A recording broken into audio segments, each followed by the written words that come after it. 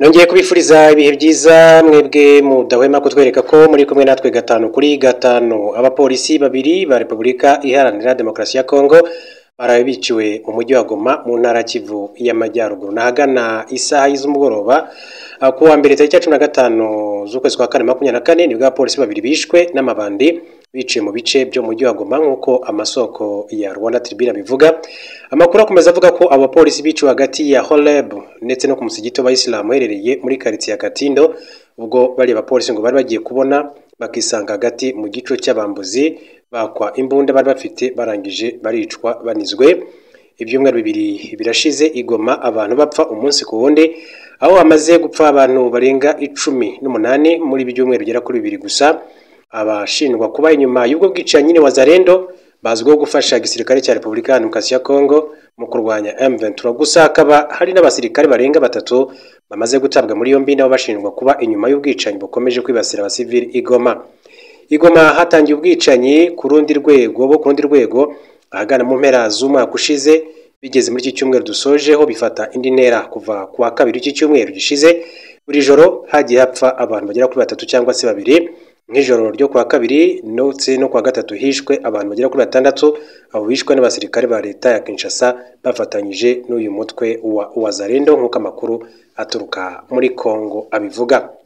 Hanyuma mbabwire ko ijambo rya Perezida Paul Kagame kuri M23 ryashyuhije imitwe yabo muri opposition nyarwanda. Ku itariki ya 8 Mata 2024 Perezida Paul Kagame yagiranye ikiganiro n'abanyamakuru aho mu bibazo yabajijwe harimo n'ikirebana n'umutwe wa M23 ugiye kumara hafi imyaka igera kuri 3 uhanganye n'ubutegetsi bwa Kinshasa.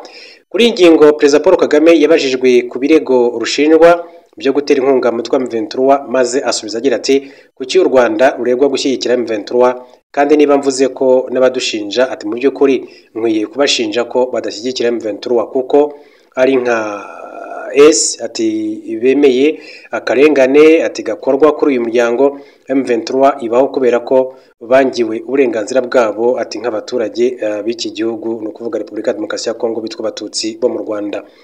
Iri jambo rya Perezida Paul Kagame ryahise rero risamirwa hejuru n'abarwanya ubutegetsi bw'u Rwanda babarizwa ku mugabane w'Uburayi Amerika. Mu magambo yabo bagira bati Perezida Paul Kagame noneho yemeye ku mugaragaro ko atera inkunga umutwe wa M23 wazengereje Repubulika Iharanira Demokarasi ya Kongo. Ni imyumvire mibi cyangwa se n'ubeza nguni.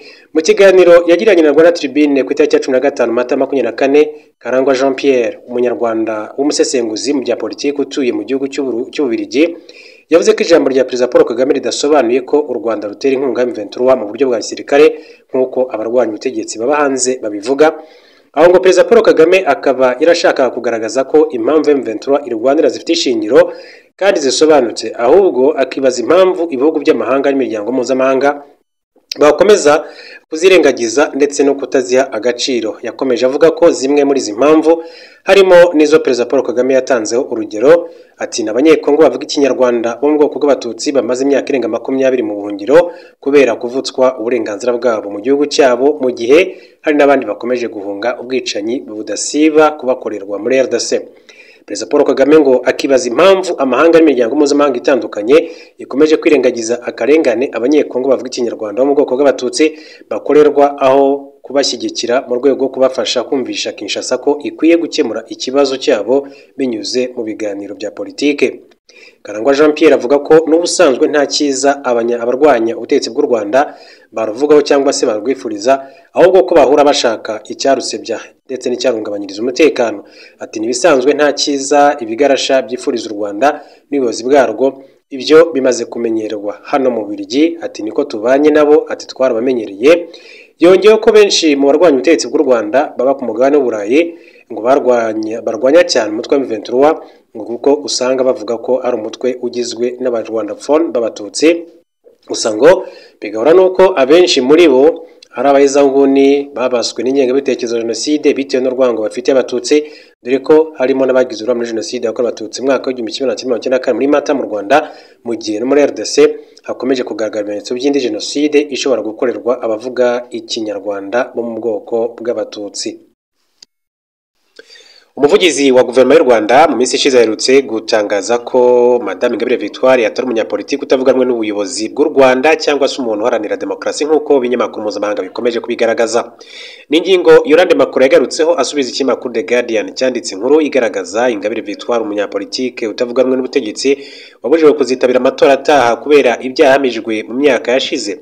Umuvugizi wa guverinoma y'u Rwanda Yolande Makuru abinyujije kuri X yahoze ari Twitter yagaragaje ko iyi mvugo yo gukomeza kwita Ingabire Victoire umunyapolitiki utavuganwe n'ubutegetsi atariyo. Ati Victoire Ingabire ntabwo ari umunyapolitiki utavuganwe n'ubutegetsi, nta nubwo ari impirimbanyi ya demokarasi, ni umunyabyaha uticuza wahamwe n'umugambi wo guhirika guverinoma abinyujije mu nzira z'imyigaragambyo n'imyivumbagatanyo ndetse no kugerageza kubiba amacakubiri mu Rwanda. Hashimwe ubutabera bw'u Rwanda bwongeye gushimangira iyubahirizwa ry'amategeko. Iyi nkuru ya The Guardian yanditswe nyuma y'amasaha make urukiko rukuru rwa Kigali rwari rwanze guha uburenganzira Ingabire Victoire Umuhoza ihanagurwa busembwa yasabye kuko igihe yatangiye ikirego kinyuranyije n'ibiteganywa n'amategeko. Ingabire Victoire Umuhoza yasabye urukiko rukuru gukurirwaho busembwa kuko yafunzwe nyuma yo gukatirwa igifungo cy'imyaka 15 mu rubanza rwaciwe tariki 12 Ukuboza 13. Icyo gihe hamijwe icyaha cy'ubugambanyi n'icyaha cyo gupfobya jenoside yakorewe abatutsi no kwamamaza nkana ibihuha. Gusa muri 2018 yarekuwe ku mbabazi za Perezida Paul Kagame asaba ko yakurirwaho ubusembwa kugira ngo abashe gukomeza imirimo ye ya politike. Urukiko rwavuze ko kuba hari ibyo yategetswe kubahiriza n'iteka rya perezida kandi bikaba bitararangira adakwiriye guhabwa ihanagurwa busembwa. Bagaragaje ko agomba kubanza kwikiranura n'ibyo asabwa n'itegeko rya perezida mbere yo gusaba ihanagurwa busembwa, rugasanga igihe cyakurikizwa cyo gusaba ihanagurwa busembwa ari ugutegereza imyaka 5 nyuma yo gusoza igihe cy'igifungo yari yarakatiwe. Nyuma y'urukiko rukuru rwa Kigali rutesheje agaciro ubusabe bwa Madame Ingabire Victoire wasabye guhanagurwaho ubusembwa, yihutiye gusohora itangazo avuga ko ababajwe n'icyemezo cy'urukiko kuko kimubujije amahirwe yo kuzahatana mu matora nyamara kandi yabishakaga.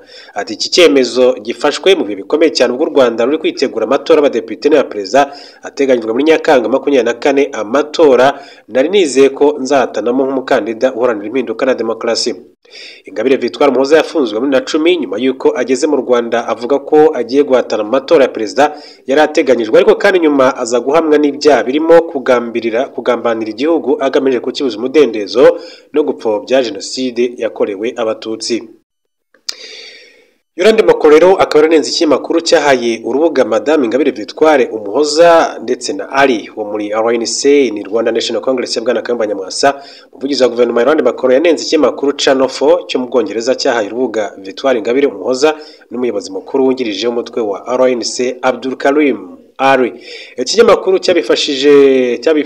cyabifatishije nk'abatangabuhamya bagaragaza ko u Rwanda ari igihugu kidatekanye ku buryo ngo kidakwiye kwakira bimukira bazaturuka mu Bwongereza hashingiye ku masezerano ibihugu byombi byagiranye mu Ukuboza 2023. Ali uba mu Bwongereza nk'impunzi na Madame Ingabire Victoire ufite ishyaka Darifa w'umurenzi leta yemewe mu Rwanda bavuze ko uburenganzira bw'ikiremwamuntu butubahirizwa neza mu Rwanda kandi ko nta munyarwanda wemerewe kuvuga ibitandukanye n'umurongo wa leta y'u Rwanda cyangwa se wa leta y'u Rwanda. Channel 4 yifashishije undi mutangabuhamya yahinduriwe ijwi n'amazina bimwita Robert Wood kubw'impamvu z'umutekano we, avuga ko ugerageje kunenga leta y'u Rwanda niyo yaba ari mu mahanga ashakishwa. Yolande Makuru kandi yatangaje ko RNC ni Rwanda National Congress yashinzwe na Bwana Kayumba Nyamwasa ari umutwe w'iterabwoba wagabye ibitero ku butaka bw'u Rwanda byatwaye ubuzima bw'abanyarwanda. Kuri Ingabire yavuze ko nawe yakoranye n'umutwe wa FDLR mu mugambi wo guhirika leta y'u Rwanda. Yagize ati ntibikwiye ko Channel 4 iha abanyabyaha urubuga. RNC ni umutwe w'iterabwoba wagabye ibitero bya grenade n'ibindi ku butaka bw'u Rwanda yica abasivili b'inzirakarengane n'abanyarwanda. Victoire Ingabire Umuhoza yakoranye n'umutwe wa jenoside wa FDLR mu migambi yo gukuraho leta y'u Rwanda. Yahamijwe ibyaha n'urukiko mu rubanza rwarimo ubuhamya ndetse rw'abafatanyacyaha be n'ibimenyetso byinshi cyane, bimwe mu byo byatanzwe na leta y'u Buholandi. Muri iki kiganiro Madame Ingabire Victoire kandi yavuze ko urukiko rukuru rwanze kumanaguraho ubusembwa kugira ngo aziyamamaze mu matora ateganyijwe muri Nyakanga 24. Yolande Makuru umuvugizi wa guverinoma y'u Rwanda yasobanuye ko usibye u Rwanda no mu bindi bihugu umuntu ukekwaho ibyaha akurikiranwa n'ubutabera kandi atemererwa kuba mukandida mu matora iyo asohotse muri gereza. Ati mu Rwanda n'ahandi itegeko rirubahirizwa. Ibitero bya Ernest umuvugizi wa guverinoma avuga ni byagabwe mu mujyi wa Kigali mu myaka 2010 byatumye urukiko rukatira Nyamwasa igifungo cy'imyaka 24 yamburwa ipeti rya Lieutenant General yari afite mu gisirikare cy'u Rwanda. Ingabire we yakatiwe gufungwa imyaka 15 yo guhamywa icyaha cyo kugambanira igihugu agamije kukibuza umudendezo no kureba umutwe w'abagizi ba nabi. Yafunguwe muri 2018 ubwo yaramaze guhabwa imbabazi n'umukuru w'igihugu cy'u Rwanda, ariko nyuma yakozwe iperereza nyuma y'ibitero umutwe wa Rud Runana ukomoka muri FDLR wagabye i Musanze muri 2019.